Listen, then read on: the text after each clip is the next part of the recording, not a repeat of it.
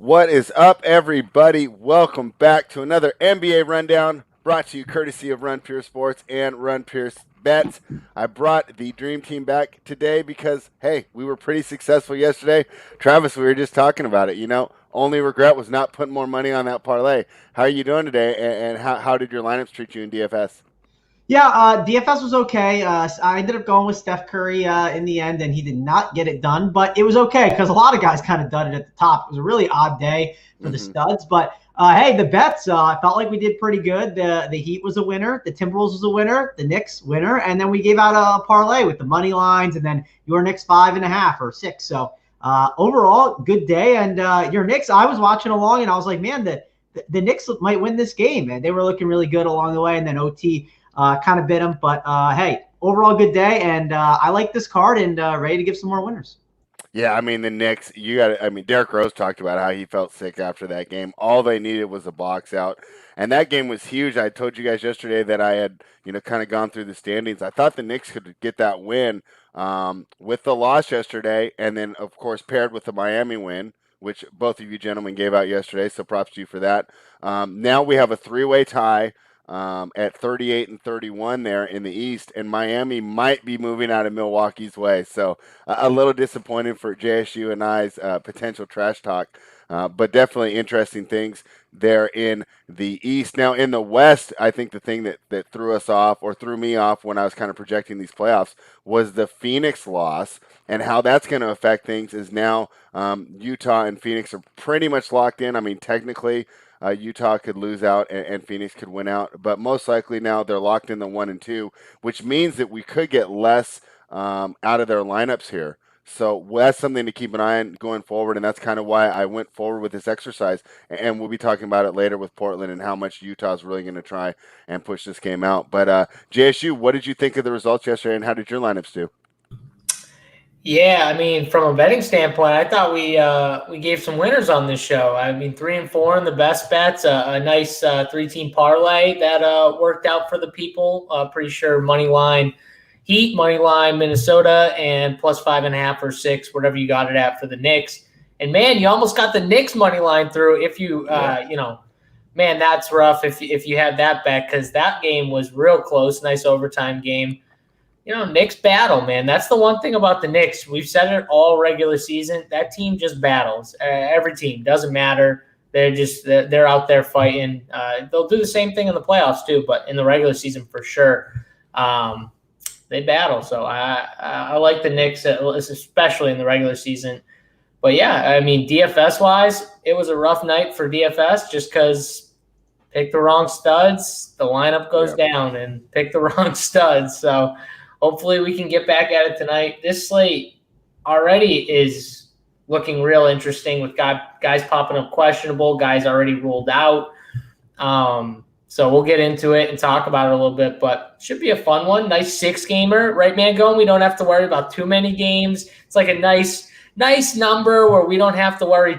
Like, it's not overload, right, Mangone? It's not like, you're running around. There's 12 different games to deal with, and there's 6 of them that you love, and you got to pick and choose. Like, you got 6 games here. You can just narrow down 1 or 2 and just go with those games, Yeah, I think the one reason why we also like the playoffs, not because it's better basketball on DFS wise, it's No, I mean, I like it for better basketball for sure. Well, from a viewer standpoint, I love it for better basketball. Yes, that's one reason. But one reason why I think DFS wise we like it too is you get those 4 gamers, JSU, and 6-gamer too. It's not too much. And last night, I remember sitting there trying to make my decisions. And I don't know if you were sitting in the same spot, JSU. I feel like you were, because I think your core changed at one point. I don't know. Did you change from Butler to Kevin Durant? Is that correct? I changed from Kyrie to Kevin Durant. Okay. Which, I mean, if you watch the first quarter of that game, you're probably sitting there pulling your hair out if you did the same thing. But then Kyrie goes out, and KD didn't get there either, though. No one got there. The reason I asked you it is because my big debate was we had all this value, right? Where I was able, because we got the Dwight Howard news in time, and I was more on the 3-stud build rather than jamming in a Tobias or a Simmons, at least on DK. And the big debate that I had was, what stud do I want to go, right? I need to take a stand here, and I love Jimmy Butler. I also had like too much salary. Like my big debate was Jimmy Butler and Luka or Sabonis or KD. And I ended up going Sabonis because, and this is like a good just like DFS conversation to have.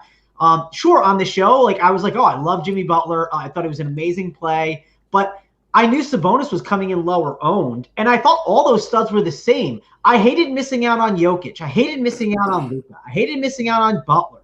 KD, even the more I looked into him, I was like, man, he's actually playing more minutes than I realized. And like the rates, you know how KD is. He's phenomenal. And Vegas thought the game would be close. And literally every stud you looked at checked the boxes so well. So I was just like, let me just go with the lower owned guy. And the one that I know has been absolutely printing. He's been amazing, Sabonis. So I ended up riding with him, and he actually helped me out enough he got me like the break-even day. So you can't complain too much, right? You move on to the next day. That's just what happens in DFS. But overall, the reason why I don't love those 11-game slates sometimes is like there is just too many guys that I want exposure to. When I play one lineup, it's really difficult to feel like I'm exposed to everyone. And then if you play multiple lineups and you try to expose yourself to everyone, you just can't do that. So you have to take some stands, and it was a difficult day to take the stands. Yeah, and sure. I mean, I play one to 4 lineups, but recently I've been playing 2 pretty much consistently every day. And it's the same thing. Like, I mean, yeah, 2's more than 1, but like there were so many studs yesterday that you thought like you could spend up for, and so many plays, and you just can't have all of them. So you end up making a ton of tough decisions, and it's tough all the time on those big slates to get them right, Yeah, and you guys mentioned Sabonis, and that was actually one thing I left out in the little recap of yesterday was the fact that Philadelphia had the chance to clinch the number 1 seed in the East yesterday with a win over the Pacers. They decided to take their foot off the gas a little. They rested their star, Joel Embiid. I think they thought they could get by this beat-up Pacers squad without it, obviously missing Brogdon, Jeremy Lamb, not the best thing. We'll see if that gamble pays off. Now, they're still pretty comfortably in the lead. They'd have to lose out, and Brooklyn would have to win out here. But still, maybe a missed opportunity there for the Philadelphia 76ers. So that's something we'll keep an eye on moving forward, and we'll try and, of course, find the winners and the best DFS spend-ups tonight. Let's start with the rematch from Monday night. The Washington Wizards, 32-37. They're heading to they're still in Atlanta because they played the same game on Monday night. They're playing the Hawks. That game that they ran on Monday was a 1-point victory for the Hawks. The Wizards covered. That was nice for Run Pure Bets members because that was one of my sheet plays. Now we're pretty much going back to the well. The game closed at 8 last time with Beal being out. Beal is still out, but probably just a response to how close that last game is. The line is 6.5 here. I like the Wizards again. I'm going back to the well here. I like Washington. Travis, what do you think? Man, I've gone back and forth on this one. Let me hear JSU first on this. I want to hear his. Okay, yeah, and I'd love to hear an argument for Atlanta. I really struggle with this one. Before I even get into this game, just on a side note, it felt so good to watch Philly lose to the Sabonis Indiana Pacers last night. Oh, it felt so good. All the Philly backers. Oh, Ben Simmons. Oh, he's so good. Oh, Tobias Harris. Oh, the Philly. Oh, what happened, Philly? Oh, Joel Embiid was gone. What happened? You couldn't beat the Indiana Pacers? The Indiana Pacers, you scored 94 points against the Indiana Pacers. They gave it up like 120 again. Like, what? What happened? There was no rim protection. It was supposed to be the perfect. Ben Simmons should have crushed. He should have had 35. He should have got to the rim every single time. Are you kidding me? He should have. He really should have. Man, if I'm a Philly fan, I'm upset today. That's all I'm saying. I'm upset. You can't lose to the Pacers. You should run to the window. You should run to the window and bet more Nets futures. I mean, I'm on the Nets all day over Philly. That's for sure. But I might do it. I saw the line even went the other way right now. Like, yeah, who cares? Here's my one problem about crapping on Philly is I love Joel Embiid. Like, I think Joel Embiid is like literally. I think he's could be as dominant. Not that he's the same player as Shaq, because he's not, but as dominant as Shaq one day. Where like literally he just messes around with. He's already kind of doing it, and it's already becoming way more consistent than it used to be. But I think he's that type of like dominant player where he will be looked at one day as the most dominant player in the NBA. That's just my feeling on him. I really love Joel Embiid. But, man, the Philly backers, they got to look at this game and just shake their head. How do you lose and score – not even just lose, score 94 points against the Pacers? They hold you to 94? That's embarrassing. That's just embarrassing. Hey, Travis, you're a big press conference guy. What did Doc Rivers say about the loss? Did you catch it? I don't know. Listen, I don't. Besides you guys, everyone thinks that because there's a press conference, I happen to see it. I make one reference and I watch every press conference. No, I just thought you had like media guys that were just sending you tidbits like left and right. Travis, you don't sit around waiting for the press conferences every night? I thought you were like waiting for them. You got them like they alert. You get an alert every time a press conference goes live. Like, no. No. I will say the only press conference I do happen to see that always happens to always go live is for some reason Stan Van Gundy always freaking goes live like all the time, and I always I happen to see it on my Twitter timeline every time, and I always laugh because he is such a donkey. But his players don't even bother listening to him. Do you listen to him? I will say because for some reason I just always happen to see it on the timeline. I will only tune in if there's like a really big like Pelicans news, and they're only like 4 minutes long. It's like it's basically the minute and 30 or not minute, the hour and 30 before the game when everyone pushes you that news like, oh, like this guy's in and out. They just kind of give you that. So like if I know like it's like if they play like an 8:00 game and it's 6:30, sometimes I'll tune in right before just to maybe get a little bit ahead on people. But I'm not getting that far ahead. I'm getting like maybe like 30 seconds. Yeah, I mean like you watch when they cut those live mics and nobody's listening. It's like when I try and talk to my girlfriend's teenage daughter, like just no response at all. Couldn't even care less about what I had to say, and that's how the players are treating Stan Van Gundy there. We've talked about how bad a fit that is. But let's get back to the question at hand. JSU, how are you approaching this Washington-Atlanta game? Yeah, so, I mean, first off, you got Westbrook. This matchup just played. It was a 1-point game. Westbrook was dominant again, played 40 minutes. Just absolutely crushed. From a DFS side, he's 12-4. I mean, I don't know how you don't look at it and again say he's still worth the price tag at 12-4. It's crazy. How high would he have to be before you didn't roster him? Like 16K? 13K, and I might still roster him at 13K because then I think all the ownership would be way down if he was 13K. But I mean, this is what's the spread right now sitting at spread? I got 6.5 on Bookmaker. 6.5 right now? Yeah. Whew. God. This is a tough game. I feel like I just want to take the dog here because I really feel like these teams are really close, especially with no Beal. I think it's very close. I don't know if you guys feel the same way. Mangone, do you feel the same way right now? So I've struggled with this game. So Beal is out, correct? Like he's not playing. Yeah, no, he's out, hamstring. Yeah, and it's like I know someone, a pretty sharp guy. He was like telling me he's like all over Atlanta and thinks they like destroy him. And I just think like Westbrook can will you, man. Like he can will you to those final points, right? Like even if it's a 10-point game with like 30 seconds left, like he will you to get you those. And like Atlanta will be like, I don't really care. You know, I mean, they already know they've won and they're just kind of hanging around. But that's just my fear with this game. You watched that last game though, like they didn't look overmatched at all. Like even without Beal, like Atlanta's not that good.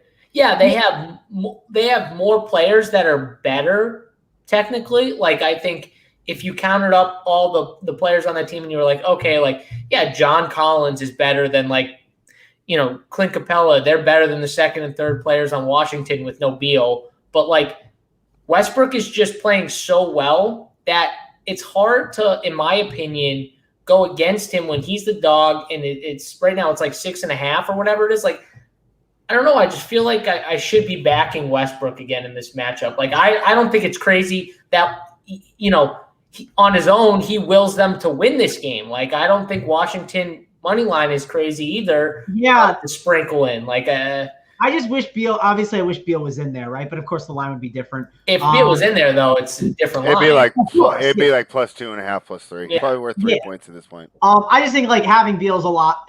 Is definitely big for them. The one thing that's in the back of my mind and spread we can bring in here, like Atlanta beats up on some lame teams. Now, Washington is considered a lame team, but is this Washington team considered a lame team is the question. 16-5 in their last 21. I wouldn't consider them a lame team. And they were getting good victories. Is that their record since Daniel Gafford's been on their team?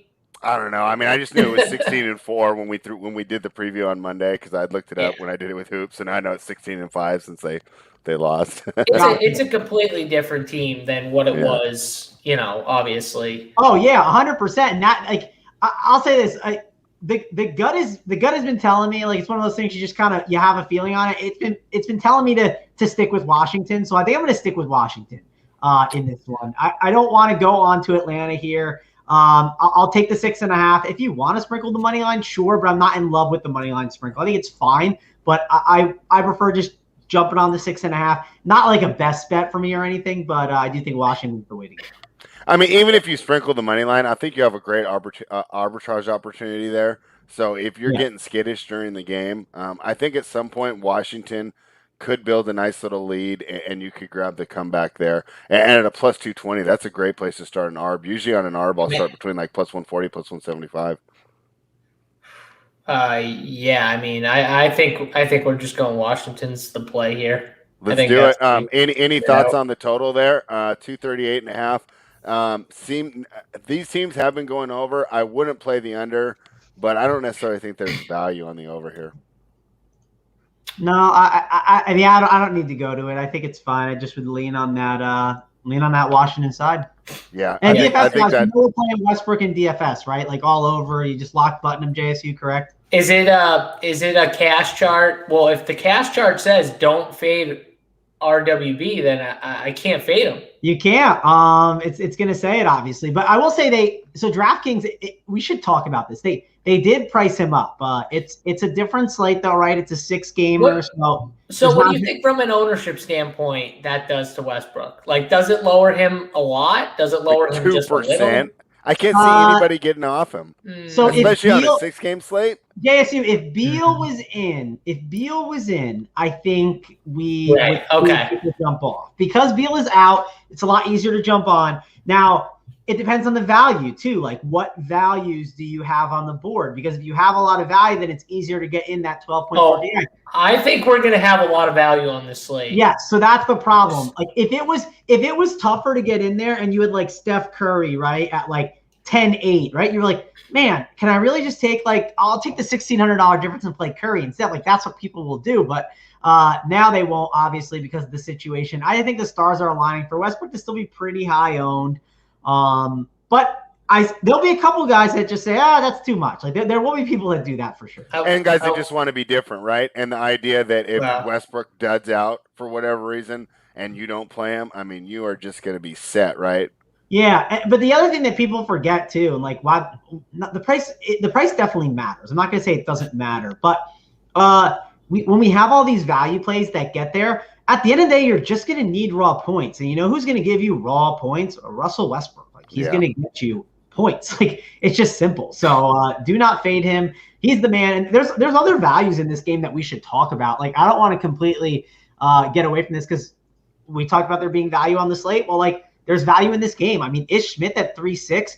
The minutes haven't been the best, and he shot pretty efficient, but he's a value that you can consider. And sometimes we think that, value means a 3K guy. That's not true. 5.3, Rui is value here, I think. I'll give you a better example. James Harden on FanDuel is value. What is he, 9? Yeah, he's 9.2. James Harden on FanDuel is value. As long as he doesn't have a minute. What's he on DK? No, yeah, that's my point. James Harden on FanDuel is a value if he's just if it's just James Harden and he's got no minutes limit. That's an extreme value price tag because he's 11K plus on FanDuel. Oh, I mean on DK. He should be. No, I'm saying he should be. FanDuel, he's 9K right now, and he's typically 11K. So if he was healthy and in this spot. That would be considered value. My point is that that's a value. Like value doesn't have to be considered a cheap guy. It can be which I think considered. a lot of people Good confuse point. sometimes. Like, very like, confused. what's value? Like Russell Westbrook at 11K, he has been value in my opinion. Like he has just naturally been that. But yeah, I think Rui with those 19 field goal attempts, like that's something that popped out. And he only played 28 minutes. And I think he's got some more opportunity to get a little bit more. So I think that Rui is definitely in play. Bertans at 4K. He's definitely a value player that I think you need to be looking at and considering. I don't hate Real Neto, but 4.7, I don't think he's a priority or anything, but I do think he has like an upside at that price and like the role that he's in. So I don't want to ignore these Wizards. And then you can play like that Wizards roulette with the center position if you want. I haven't been playing it. If you want to do it, go ahead, but I don't have a great read on who the guy would be today. Capella's not the guy I really want to pick on. And then Capella might be value on FanDuel, JSU, at 7.6K. That's something maybe you want to talk about because I know you love yourself some Clint Capella. Yeah, I'm a big fan of Clint Capella. I think there are a lot of values on FanDuel, to be honest with you. So we'll see. Center's an interesting position because I think on FanDuel there are three guys that just really stick out to me, and then there's the rest of the player pool. So, yes, Clint Capella is value. Look at his DraftKings price and look at his FanDuel price. There's a difference. I still think he's a good play either way, but definitely easier to get to. But again, on this slate, I don't think we're going to need to worry about saving, having the need to get money. Like if you want to play Clint Capella on this slate, I think you're going to have the value to just go and click his name. Like it's not going to be hard, even if you play Russell Westbrooks. All right. Well, that should be a lot of fun. We will see how it turns out tonight. But one thing is for sure, we all like the Wizards to cover the spread in this one. Let's talk about your favorite team, Travis, the Boston Celtics, coming off another disappointing loss to the Miami Heat. But at this point, what can you expect? Evan Fournier actually played a good half, so you got that going for you. Cleveland Cavaliers, obviously in full tank mode. They're catching just 7.5 at home. Seems short to me. I thought that they would be double digits in this spot. So what am I missing here, Travis? Is there people that are sitting? What's going on here? So Kemba. Oh, there is. Kemba, Smart, and Williams. Yeah. You said Kemba and Williams, right? Marcus Smart is in, correct? I see Smart out. Oh, now I see why this line is what it is. Oh, okay, this line is right. Yeah, this just happened 16. Yeah, I didn't see Smart pop up too. I saw Kemba and I saw Williams. The Smart thing is actually very intriguing because that just makes Tatum and Fournier they just seem like absolute stone locks. I don't know how you don't play both of them.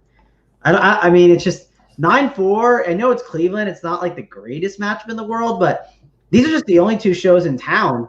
And I don't even want to ignore Nesmith because he's guard and forward eligible, and he might get some serious run here at 3.2K. So.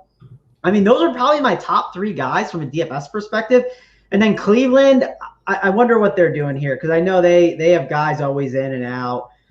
They're doing so far. So let's see their injury report. They got Garland out, Nance. So Love looks like he's going to play. So they look like they're going to be a little bit healthier, which is frustrating, but that's okay. I don't need to really touch too many Cleveland guys, and there's enough value on this slate. But betting-wise, man, it's tough to – I think it's tough to back – the Celtics right now, just in general. So I feel myself staying away from this game, I think, because I don't want to back Cleveland either, right? I know it's a 6-game card, so we don't have a lot of games to bet on, but I like some other games later that I think I can bet on. We already talked about the Wizards. That was a lean that I was on. So I don't want to mess with this game too much. I don't know if you guys have any other leans on this game, but I think DFS-wise, this is a good one. And then betting-wise, I just don't think I want to mess around with this because we know Cleveland could randomly sit guys out of nowhere, and that can be quite frustrating. They can also experiment with random players and just put Anderson Varejao in there, and I just don't want to mess with this game. JSU, Mangone makes a great point that Boston is tough to back right now, but I would argue that Cleveland's impossible to back. There's no way we back them for the rest of the season. The next time we'll bet Cleveland will be in November. Mangone, have you watched Cleveland lately? Oh God, they've been rough. I know, but I haven't done great with the Celtics this year, so I'm just staying away. Like again, West Coast brought up something you forgot, Mangone, the Tristan Thompson revenge game. Oh, West Coast has got us covered. That is true. All the Tristan Thompson revenge. I mean, who does not want to roster him at 5K for all the revenge? JSU, I'm laying the 7.5. Give me your thoughts on this game, and we didn't mention it, but the total's 220. Yeah, I'm seeing on DK it's at 6.5 right now. Okay. Wow. I love it at 6.5. Yeah, I'm seeing it on DK right now. Wow, it's 6 on it's 6 on Bookmaker right now. Okay, so Cleveland's taking money. Who's betting Cleveland? This is wild. I mean, I think that just shows that Mangone, maybe a lot of people are thinking like Mangone, where they don't have faith in Boston without guys like Jaylen Brown and Smart and Kemp. Like, where is the offense coming from? That lineman has to just be off Smart. They can't have taken money on Cleveland. They have Even with Smart out, I don't want the Cavaliers. They have some really, really bad like players, the Celtics. Like, think about that. You don't understand. Brad Stevens tortures the Celtics fans by playing guys like Grant Williams and friggin' Semi Ojeleye and all these other scrubs he's going to play. Like Tremont Waters, he'll sometimes randomly throw out. Tremont Waters might start. He might be the starter today. I wouldn't be shocked. I mean, I like Peyton Pritchard more than Tremont Waters. But don't they want to let Pritchard just feast on the reserves? Yeah, but they like Pritchard with the second unit, so they're not probably going to start him. Right. I don't care, though, if he starts. You look at these games against, like, OKC and Charlotte, he's still getting the main run, So, I don't care if he doesn't start. I still think in the end, like that game against Charlotte, Tremont saw 25 minutes. Pritchard, I think, saw 29, so he edged him out. I'm not saying if he starts and he gets 20, if Tremont Waters starts and gets 25 minutes, that's fine. Like, he's in play. But I would say that Peyton Pritchard, for me, would be a way better tournament pivot, especially if the ownership would pivot to the starter, which I would assume it would, but I don't know. All right, but are you with me here that you're laying these points here with Boston? I don't. I think this might be a game that I stay away from. And that's perfectly fine. You're terrible. I don't trust either team. All right. It worries me too that money immediately is going in on Cleveland, like immediately. Because you were even surprised about that, right, Spread? It has to be. They have to be moving on Smart. I can't see people betting Cleveland. You have to just think that you are the smartest guy on the planet, right? To place a Cleveland bet right now. Are the Boston Celtics tanking? Are they just trying not to even make it? Okay, yeah, and off my little deal yesterday. So I thought that they would be officially eliminated. I was wrong. Technically, the Bulls are still alive, but essentially, I don't really think there's any possible way they can make it. So. At the top 10 are locked in the East. Like, the Pacers are going to make it. And that was the team that I was targeting. But with them winning there, for the Bulls to make it, Washington would have to lose out and the Bulls would have to win out. And I just don't see that happening. So, they can't. You guys can't get in the lottery. Well, I guess technically if you lose the play-in, you're in the lottery, right? I guess, yeah, why not? Yeah. Let's get that 0.1% ping pong ball, baby. Right? Yeah. Too bad there's no way you guys are going to lose to the Pacers in the playoffs or the Hornets or whatever. So, all right, I like Boston here. I mean, the Pacers look pretty good against the Sixers. I don't know, and the Sixers are the best team in the league from a lot of people. I mean, that was just the NBA in a nutshell. Now, where's my buddy Sixers season right now? Where is he? He's got to be hiding. He's got to be hiding in the Discord or something like that. He's definitely hiding. If you're a Sixers factor right now and you were talking trash yesterday, you're hiding. Boy, he was in the DMs. He was sliding in the DMs. He was breaking down what's going to happen and Ben Simmons and all this stuff. I said to him, I said, okay, we'll wait. But yeah. It felt good. Right before I know who I'm sliding into DMs about if I want to get a bet in the postseason. I know what book I'm going to. I'm going to Sixers books. That's where I'm going. Sixers season. He's a faithful fan. I'll say I respect anyone who slides into my DMs and it sticks to their guns. Like I went back and forth with them, and at the end of it, he stuck with his guns. He gave me all his reasons, and I respect that. I respect the hell out of that. So anyone wants to come in and talk some sports, whether it's in the NBA channel or whatever with me, and they have their reasons, I respect it when they stick to their guns. But just like if I'm on the wrong side, I'm definitely going to hear it. Well, you're definitely going to hear it if I'm on the right side and you're on the wrong side. So I can't wait. I can't wait for this Philly postseason here. Yeah, and I can't wait for the Bucks Miami showdown. So I hope that still happens. Let's jump into the next game. The Spurs are 33-35. Another team that, I pretty much locked them in the postseason, but technically if they lost out and the Pelicans or the Kings won out, they could catch them.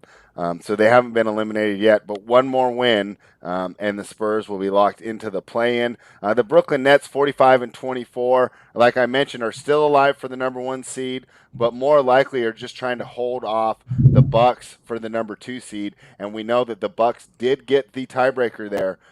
So even though they're 1 game ahead, if they finish tied, the Bucks would go ahead and get the number 2 seed. So that's what we have going on for playoff positioning in this game. The Nets took a little money. They're laying 6. We've talked about this before. It's pretty much I don't bet on a Nets game until right before tip because we don't know who's playing, right, Travis? Yeah, so my assumption is, and I believe KD is not playing, correct? Like he hasn't played that. He's on the report as in. Is he on a report as questionable? I haven't seen anything. On Basketball Monster right now, the update at the 10:30 or 1:30 for you guys. He just hasn't played like back-to-back, really, I thought. So that's why I thought maybe he wouldn't. Also, too, just a real quick thing, Evan Fournier's points prop is still 18.5 right now at -110. And I think that's a clear over. Where did you get that? Is that DK? DK. He was taking double-digit shots in every game for the last 5 games, and he's had 21, 18, 17, 30, and 20 his last 5 games scoring. So I think that's an over. Like I think that's just a clear take. The shot increase is going to go up. Yeah, he was taking 14 shots. Like on average, he was taking like 14 shots his last 5 games. 13.5.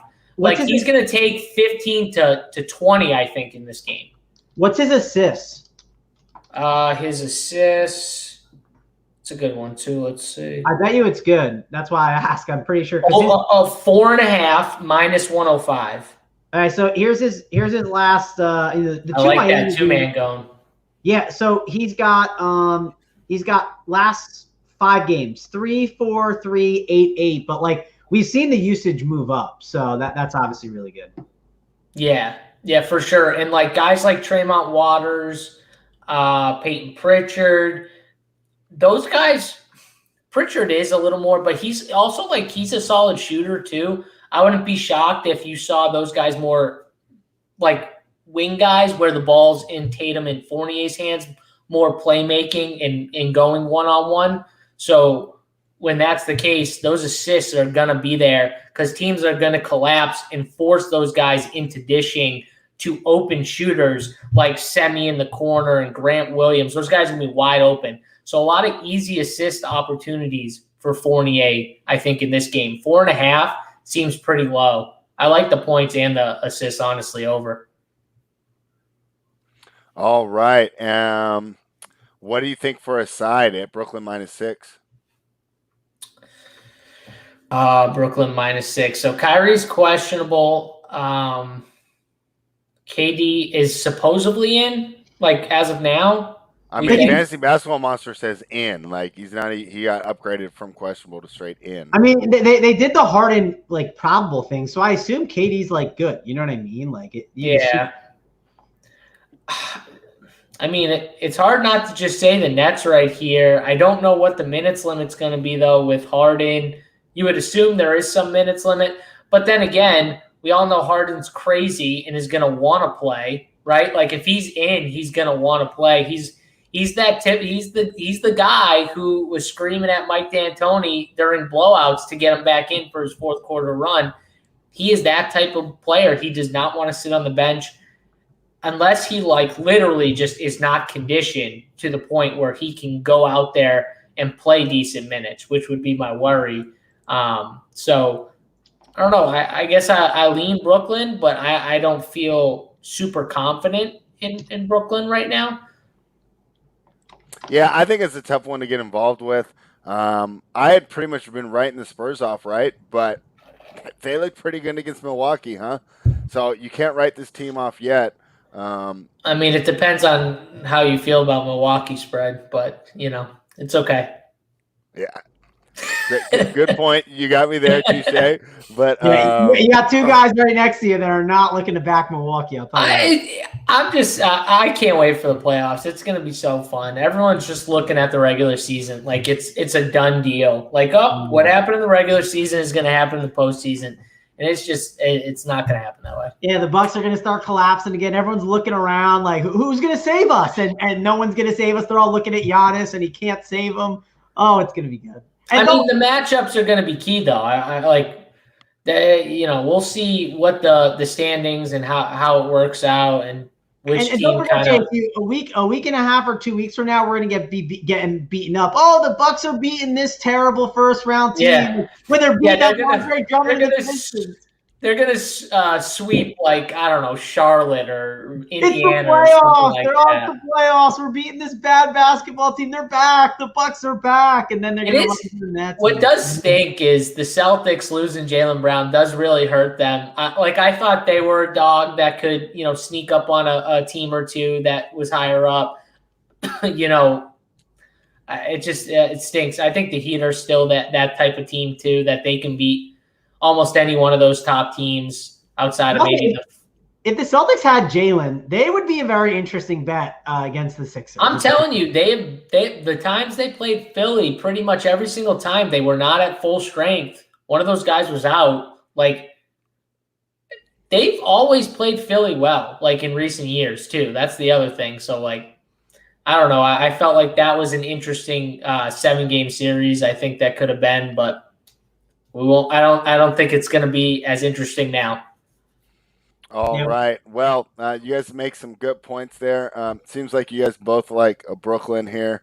I should probably mention on the Brooklyn side, like DFS wise, we didn't talk too much about some of the guys, but like it depends on Harden's minutes limit what you do with some of these other players, because I think there is some really good opportunity for like a KD to be one of those stars you spend up on depending on Harden's minutes, right? You can make a case for a Mike James, some of these other like fringe guys. It depends how much Harden's playing though. So that's probably news that we'll have to just give you on the 5 o'clock show with me, Big T, and Title, and then up the lock with JSU and Holden. So I guess stay tuned for that. It's hard to really give you that full breakdown on the Nets, but we'll have value that comes in, I think, throughout the day, or information that comes in throughout the day, and that'll really kind of give us an idea of how to really break down Harden. Because if it's 30 minutes of Harden, it's a different situation than if it's like 20 minutes or 15 minutes of Harden. I wonder if, too, with Harden back, I wonder if they go more traditional center for longer in these games now. Because Harden does play really well with traditional centers. Like guys like Claxton, DeAndre Jordan, guys that are really good at just catching. He can just high point that ball when he gets in the paint and catch that alley-oop. Like I'm wondering, because they've been starting that smaller lineup with Griffin at the 5. I mean, Blake can, I guess, still catch the alley-oops, but he wants to pop way too much, and Harden wants his big to roll.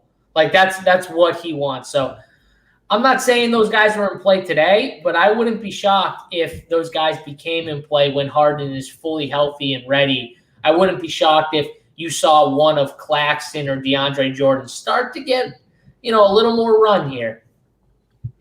All right. Let's jump into this next game. The New Orleans Pelicans are 31-38. Like I said, the slimmest of playoff hopes, but in my mind, they're already eliminated. They played the Dallas Mavericks. So, hey, we did a great job yesterday, but one of the things we were wrong on was Memphis just dismantling Dallas, right? And I would say that, hey, we all said, hey, this game could go either way, right? And we're not necessarily surprised that Memphis won, and none of us really wanted to get involved on the betting side. I think the surprise, though, was the manner in which the Grizzlies won. Travis, what did you think of that game last night, and how is that going to affect your handicap for tonight's game with the Pelicans catching 9 in Dallas? Yeah, so part of me wants to be on the Pelicans here, but I'm getting flashbacks. So I remember when Luka and the Mavs got like dismantled by the one team. We were all on the Warriors, and then out of nowhere, like the Warriors just absolutely laid an egg. But You can make a case for the Pelicans here. The Pelicans, I get it. They're not this team that I want to like go all in on right here, but spread they lost to the Philadelphia, maybe 2021 champs, Philadelphia 76ers. The Pelicans lost to them by 2. I mean, this Pelicans team without Zion, right? So if they can keep it close with Philadelphia, this Pelicans team is, I think they played pretty decent. Charlotte they beat by 2. Memphis we talked about last night. Last night they obviously played, and Memphis they lost to only by 5. And they have Nickeil Alexander-Walker back. They have some players that I don't think they're like the worst bet here at 9.5. Now my only worry is again like I'm having flashbacks of I think that Dallas could obviously lay a big win after that loss, right? Because Dallas is in like a playoff race basically, right? They don't want to get caught by the Lakers here, so. That's where I'm really going back and forth on this one. Of course, Dallas can win. You can still win easily with this bet by going with the 9.5 on the Pelicans. And that's kind of my lean here. I do think, sure, we have a Pelicans team that I don't like betting on Stan Van Gundy. Not the biggest fan of betting on him. But I will say this. We got some young players that are out there. They're playing for film. They're playing for some time. And I think they're playing some pretty decent basketball. They're still out there with Lonzo Ball too, right? And Lonzo Ball will be out there on Luka. Lonzo's out. He's out? When did he get ruled out? This is the Pelicans report is ridiculous. Mangone doesn't listen when I speak. Steven Adams and him are out. Why, man? So why would Lonzo be out? And that was going to be my throw to JSU. Without your favorite player in the game, how do you approach this game? So I didn't see that he was out. That's actually frustrating because I thought they'd just been rolling the same lineup. I wanted the Pelicans too, but I thought the line should have moved more with all these outages. And then let's just throw it to JSU, right? Because you'll have a better idea. I know. This is the reason you are awesome on the final countdown. So who are we expecting now? I mean, does this mean we get Walker in the starting lineup? Like, how does this go? Yeah, I mean, so what they've been doing with Nickeil Alexander-Walker is slowly just kind of ramping him up, right? 21, then 24. I think now. He seems like when he's been out there too, he's looked pretty good to me. He's looked like the same guy. So I think now he gets closer to like his 30 minutes here, maybe 32 with Lonzo out, and he's like the key guy. I wouldn't be shocked if a guy like Kiri Thomas saw a little extended run as well, if they didn't want to run not out like 38 minutes or something like that. Because there's a lot of minutes open from Lonzo. I just don't know if they want to ramp him from like 21 to 24 to like 38. That sounds a little much. So maybe like 32, 33 is where you put Nah, and then Kyra Lewis, however you say his name, Junior. Maybe he gets a few extra minutes as well. That's where I think the minutes goes. Eric Bledsoe was already seeing a good chunk of run. Najee Marshall was already getting a good chunk of run. James Johnson, so all those guys. Yeah, I mean, this New Orleans team is not that great either, but Dallas has looked so bad. I can't back Dallas. It's killing me too, because before the year, I really thought Dallas was a really good team and a team that could contend, and it's not looking good for that one. So I'll take my L's when it comes, and as of now, that's looking like it could be an L. I'm not jumping off the ship though at this point. I'm just going to ride it through until they lose in the postseason, and then I'll take my L. But it's looking like an L. Yeah, I mean, the one thing I'd say you have going for you is that Luka has that ability to just raise his game. And they could take anyone out because I think he could duel with anybody. That's the one thing though. Like Luka has just looked so hit or miss this season. At times he's looked really, really good, and then at times he has just looked bad. It's for as much crap as and I'm guilty of this as well. As much crap as we give Joel Embiid about his conditioning, I think a lot of those criticisms could also be leveled at Luka this year as well. He obviously came in out of shape. Played himself into shape, and we saw some of the conditioning issues come to light earlier in the season, which is why they're in the position they're in right now. If he maybe would have came in, taken the earlier season, they could have been in third or fourth right now and not, hanging on.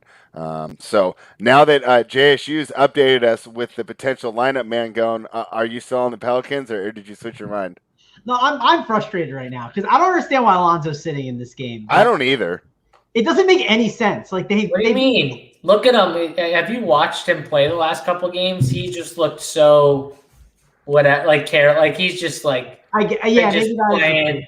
They're probably like just sit him down. Honestly, he's like I watched the last two games he's played, and even the game against Charlotte. Like he just kind of stood around a lot. He was very passive at times, like way more passive than I thought.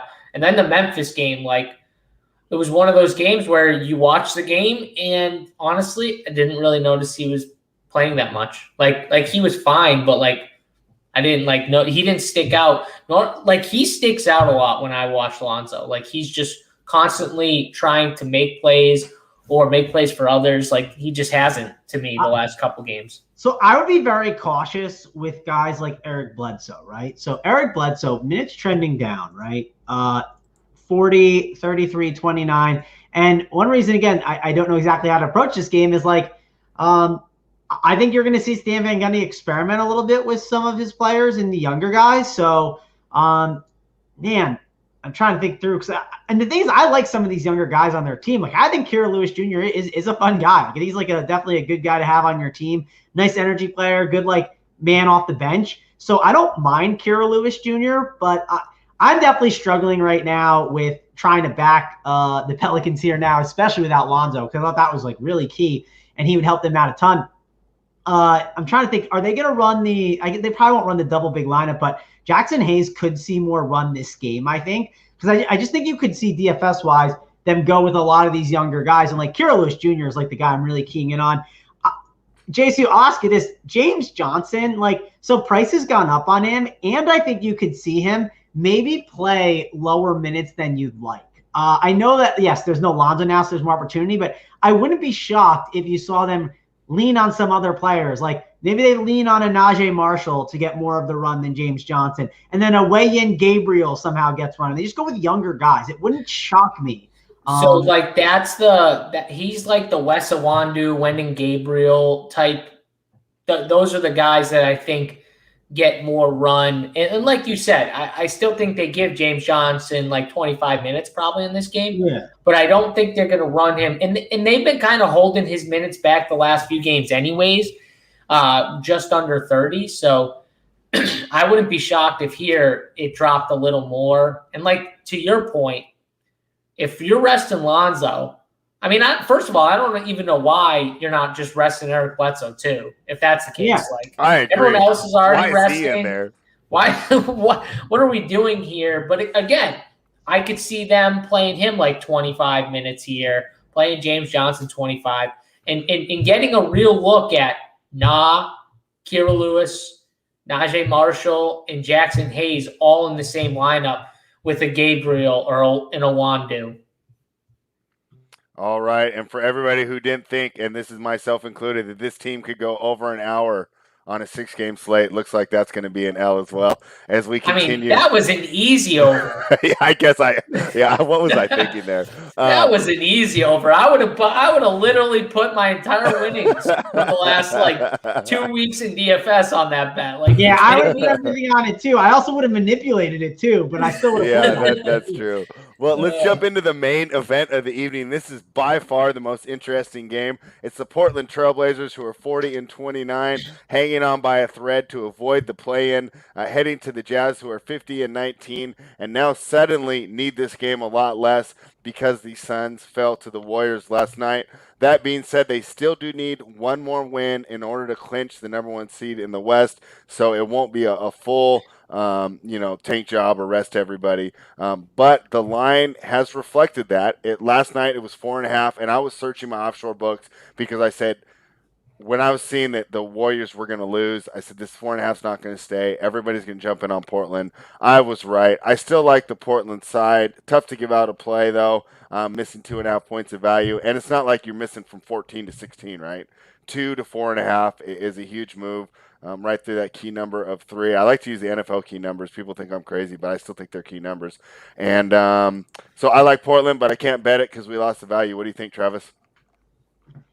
So I still like Portland here. I mean, I get it. You've lost the value, you feel like, but I still think Portland wins this game. So give me Portland. I'll take them plus 100. I think they're a really strong bet here still. Of course, you want to have the number, right? That's kind of one thing we're a victim of, spread. Like, we see the early number, so it's like we feel like we can't get on it. But I still think Portland's the better team here. I still think that Utah right now is mailing it in. I don't think they're playing a lot, a lot of defense. And I think Portland's actually going out there and trying. And they're rounding in the form. This is Dame time, too. He's pointing at the watch. So, hey, I do think that I'm going to back Portland here. Now, of course, I get it. If you could have had better numbers, it's frustrating if you haven't had it, but I still think you can back it here if you want to. So give me Portland at plus 100. I'll just take the money line. I don't need the 1.5. If they win, taking them outright. All right, Travis made a stand. JSU, what are you thinking? Mangone, did you say Portland hasn't played any defense? No, I meant Utah hasn't played any defense. I think. Okay. Well, I mean, things can be said for both teams, I guess, yes, right? Correct. I mean, I don't think Portland's the best, but yes, the Jazz are not. This Jazz team defensively, I'm not that worried about. They're not just like this lockdown team. Obviously, if they have Mitchell and Conley, it's a lot better. So I think it's a great spot for. Yeah, this is a really interesting game here. Why I think Portland has the edge here. I think Portland is actually like a really good team to match Utah because their main guys, their main scorers are perimeter scorers. They do a lot of their scoring on the perimeter, which is what you want. You don't want guys that constantly attacking the rim when you got a guy, Spread's favorite player in the NBA, Rudy Gobert, sitting back there patrolling the rim, right? Spread, you can't do that against the number one defender, top 10 player in the league. I mean, you can't do that against Mr. Rudy Gobert. But if you shoot jump shots, it doesn't matter. You got a great point. Well, exactly. When you run those high pick and roll ball screens and you're coming off that, shooting from the friggin' logo, what are those teams going to do? Like, they want to push you to challenge guys like Rudy and stuff. They want you to attack. This team is going to attack, but they're not going to attack that way. That's why I really like this matchup. And then on top of it, Utah is obviously missing two of their better players. Their best player in Donovan Mitchell, in my opinion, and then one of their other really good players in Mike Conley still. So you put all that together, and Portland's the dog. I'm just going to take Portland here. Two, but you just take the money line.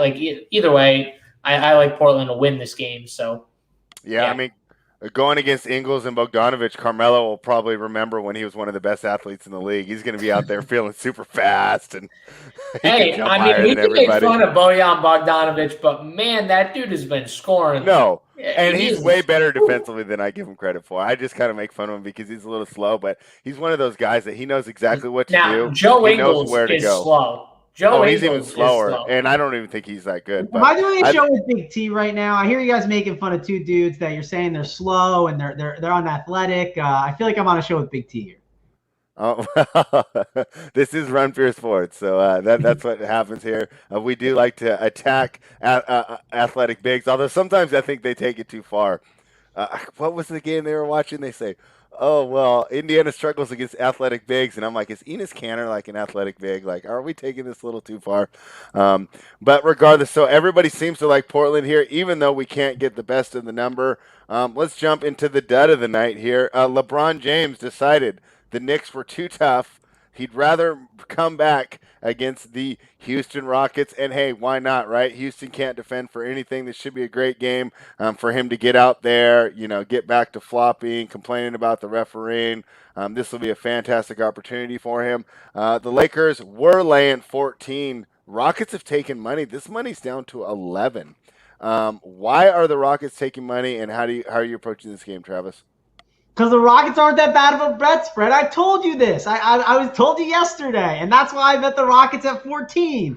I bet the Rockets at 14 last night. I did it right when I saw the Davis news, and I was kind of wanting to jump on that line already, and then that just pushed me over the edge. I was like, oh, I'm in. This will definitely go in my favor. I know AD wasn't officially ruled out when I saw it, but it was uncertain, which that typically means he's out. But so I'm already on the Rockets, but I got the plus 14, so I feel a little bit better than that plus 11.5. But I still don't mind the 11.5. I'll say that because again, I think this Rockets team, it's got young dudes fighting for spots, and I like some of these players on this team. Now, I'm not saying they're guys that are going to be, hoisting like a trophy anytime soon, but I think Martin is pretty interesting. I think Thomas is not that bad, and like I'm not a big Daquan Jeffries guy. Like he's okay. Like he's been fine at least DFS wise, and sometimes we get enamored with some of these really crappy DFS players, and we get attached to them because they've helped us win some money. But I think that like giving some of these other guys like that Thomas dude's an opportunity,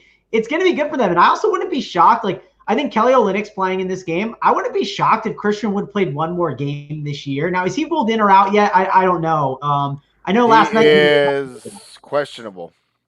All right, and it's worth mentioning the Rockets have no back-to-backs, I think, the rest of the way. I believe I looked at that last night. And Christian Wood, I think he plays again, because if not, he would have just been ruled out for the season, right? So I think you have some built-in equity. If Christian Wood gets ruled in, I mean, that's naturally good for you, right? I mean, it's going to move the line. You have the closing line value as the people love to have. So I still think at 11.5, you can back the Rockets. I don't know if that's a crazy thought, JSU. Obviously, I like having my number at 14, but what do you think of the 11.5, JSU?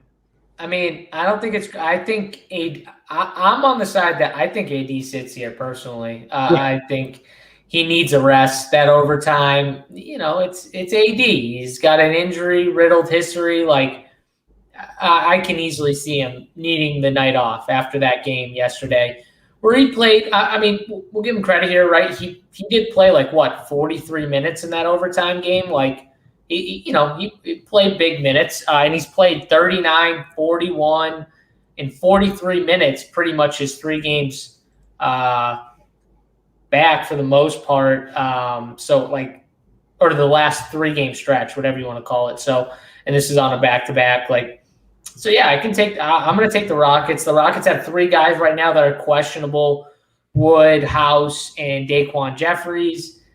And obviously, if all 3 of those guys were to be ruled out, they would only have 8 bodies. So from a DFS side, if all 3 of those guys were going to be ruled out, I would also have very big interest in Houston from a DFS side. Problem is, we're not going to get that news probably until later on, maybe after the slate locks. So that's something you're going to have to kind of follow. Yeah, that's definitely going to be a tough one, and I think it will be after your show. So, of course, Run Pure Sports members will be able to ask JSU questions in the Discord, as we're more likely getting news later. Because of this late news, Travis, do you fade the game altogether? No. What are your pivots? So it depends, right? It depends on – There are no pivots. That's why it seems like you just fade the game, right? For whatever reason, this is a 10:30 game, not a 10 game, and the game before that is a 9:30 game. So if we get this news at 9:30, well, there's no games to go to pivot to. LeBron news, LeBron's questionable, AD's questionable, Caruso, who got re-injured yesterday, he popped up questionable. All these guys are questionable. If all those Lakers don't play, well then now it just puts other guys right on your radar for DFS. It's Kuzma would be in play at his price. Andre Drummond for sure. THT. All these guys would be in play. Problem is we might not get some of that news for, the first game or 2 that locks. It depends how you're planning stuff out, Spread. So, for instance, you are going to get an update, right? You will get an update at 9, which obviously the Pelicans game locks at 9, but you will get an update hey, Kelly Olynyk is a game time decision. You'll get questionable. Probably you'll get something, right? You'll get something on Christian Wood. You'll get something on all these guys. So you'll have an idea at least of which way they're trending to be able to make some decisions. Now, Spread, I think one thing you can do is let's open up the Rockets right now. I'm going to pull up their DFS team and see what we got with pricing. So, for instance, let's say you have, let's say you're looking to play Anthony Lamb, right? Maybe because certain guys are likely going to be out. Let's say that Kelly Olynyk you think could possibly be out. It's trending the wrong way. Well, that could help an Anthony Lamb. But if for some reason Kelly Olynyk plays, then you could pivot to a DJ Augustine as long as you have that in your utility spot. Those are things to kind of do when looking at your DFS rosters. Maybe even play 2 Rockets, right? Plug in a Jay Sean Tate and like an Armani Brooks. And then you have like multiple spots to pivot. They maybe you can go to a Kuzma. There's a lot of different things that you can do, but there could be better value earlier. It depends on how much you grade out the possible later value versus the earlier value plays with the Pelicans. Also want to mention, he's kind of buried in the depth chart. I think he's a really interesting play. He might not even get looked at too much in showdown format as well, or even on the 2-game slate. It's this guy buried on the depth chart, played 19 minutes. He's 3K. Cameron Oliver. Yeah. Like, what's his name? Cameron Oliver. All right. 3K. Excuse my ignorance. I'm sorry. I kind of been tuning out to the Rockets games. Like, they're all double-digit spreads. I rarely bet them. I just as a DFS guy, we have to know him, and this is why I love having you guys on. Yeah. So Cameron Oliver, he's played 19 minutes against Portland. I mean, again, I'm not saying this guy is someone that's a good basketball player, but he's 3K, right? And he allows me to do some things with my lineup. So it's something to consider. It's something to look at. And like, I honestly think, and we saw it the other day, if Kelly Olynyk, right, even is in, Cameron Oliver is going to get run. And there have been some talks, right, of Daniel House, DJ Augustine, and Kelly Olynyk. There's been some quotes on them being like, we're not going to like just run them into the ground towards the end of the season. Like, if you look, Kelly Olynyk only played 29 minutes last game, which like in prior games he was playing 40. And now he's just playing 29. And sure, can he get there with the usage he's seeing at 29 minutes? Yes, he could get there. But that also opens up opportunity for other basketball players. So I just don't want to ignore these values completely. What I want to do is I want to look at the values I have in front of me and then say, how do I feel about these values versus the value that you could have later on, and make a plan of attack. You can't just go into the late game and be like, okay, now that I have the news, what do I do? You need to plan beforehand and say, if I decide to play these Rockets, what are my sort of plans and options? Make sure you have multiple ones. If you only have one route and then something doesn't go your way, you're absolutely in trouble. There is opportunity here to have some really good DFS opportunity for these Rockets, and you could have some really big games, but you need things to fall your way, and you need to have the right thing. You need to have the right amount of outs. That way you don't only have one thing and then it just all goes wrong and then you're absolutely dead and in trouble and you have a snowflake in your lineup. So I think that's super important right now. All right. Well, thank you for that metagame theory there on whether or not to fade some of these late games. Spread, can I give you one more narrative? This is so out there. JSU, yes, would love to hear it. I know he's ready for it. Let's say Christian Wood plays, right? Like, let's say he's somehow in there, which, again, it's probably far-fetched, but JSU, we would have the Andre Drummond versus the dude who basically took his job, right? I mean, like, Christian Wood kind of like is the one of the reasons why Drummond is out of Detroit. So what do you think about that, JSU? I don't think it matters. I don't think it matters at all. I mean, I would think that Andre Drummond would pound him, but yeah, I'm just again the fun narratives for West Coast Gem, Hector, and JSU. You know, I know where's Hector at? Hector's got to be on all these narratives. If you want more narratives, get in the Discord because Hector's the one giving the narratives. So, all right. Well, from narratives that I think generously could be called a stretch to Gregory Russo's favorite segment, let's do it. It's time for our best bet side total or prop. JSU, we will start with you. What's your best bet for the day, side total or prop? No spread. We got to keep the good mojo going, so Mangone's got to go first so he can take my best bet. I see. That's why I went to you first today, is I didn't want your best bet to get stolen. No, it's okay. You're right. We got to, you know, hey, rally caps on. Let's do it. What's up? So JSU said I have to steal his bet. I feel like he has a read on what my favorite bet is from watching the show. So maybe that's why, I like Portland here. I'm going to take them money line plus 105. I'm sure you can chop it around a little bit and maybe find a plus 110. But what do we got on bookmaker spread for the Portland Trailblazers? Plus 107. Give me plus 107, Portland Trailblazers. Did I steal your bet, JSU? Yes, you friggin' did. So now I have to double down. Oh, God. I have to double down now because Portland was my best bet. I'm taking Portland too. That's the bet. Give me a money line. After that, I think I have to do it. Give me Washington. All right. Plus 6.5 right now. You can get it on DK Sportsbook. And then the props that I like, Evan Fournier overs, 18.5 points and 4.5 assists. All right. And speaking of that Boston game, that's where I'm going to go. I'm going to go ahead and give out the Boston Celtics. I think this is a fantastic game for them to bounce back.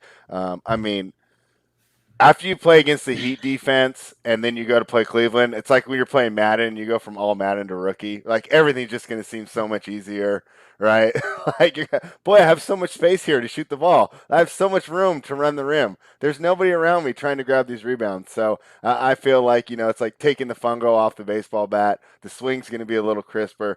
Give me the Boston Celtics, who are not yet eliminated, although we have all written them out in our minds. They're technically not eliminated from the playoffs, and they do have that going for them that, hey, they're free rolling now, right? They get eliminated in the first round. Okay, who cares? On to next season. What do you expect? Let's move on. But hey, I mean, if anyone can get hot and lead their team to an upset, you still do have Walker, Smart, and Tatum. Not the worst three guys to build around, especially in a playoff situation. Do like Tatum's ability to create in isolation. So I'm going to go ahead and take the Boston Celtics. So quick recap, guys. Travis went ahead and took the Trailblazers money line. JSU is on the Wizards, and he likes a Fournier over points prop, and I like the Boston Celtics.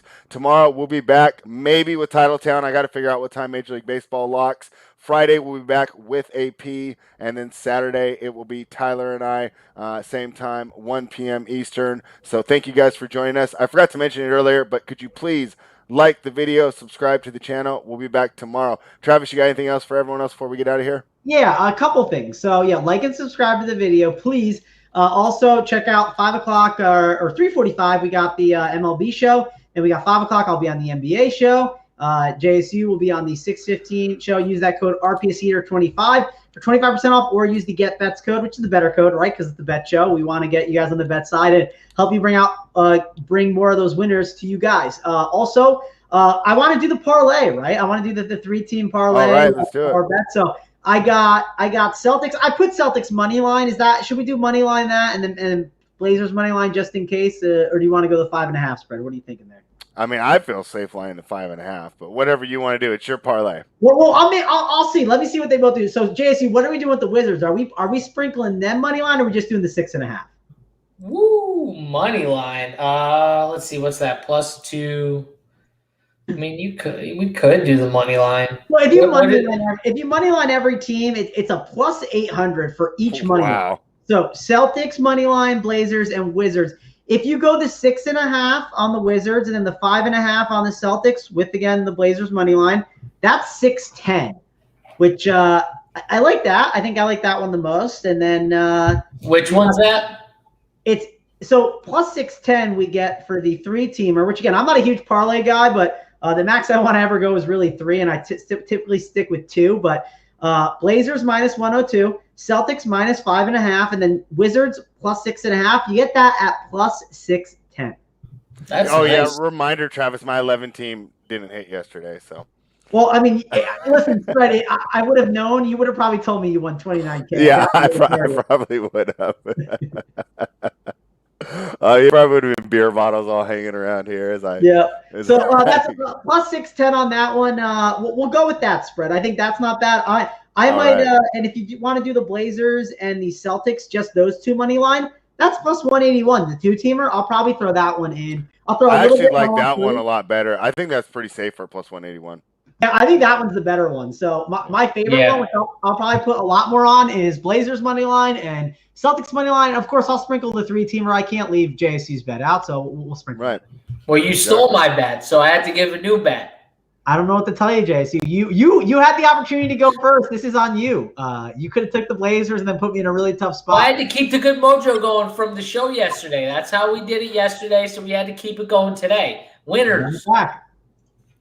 All right, and then so next week, these two gentlemen will be joining me And we will see how long a show we can do for a two game slate here. We'll see. Let's see if that one goes over an hour. Right now, my guess is it probably will. But thank you everybody for joining us. Head on over to runpurebets.com. You want to become a member? Use the promo code BETS25 off. You can get access to my plays, HTP plays, Score with D, the Sports Keg, JJ, HTP.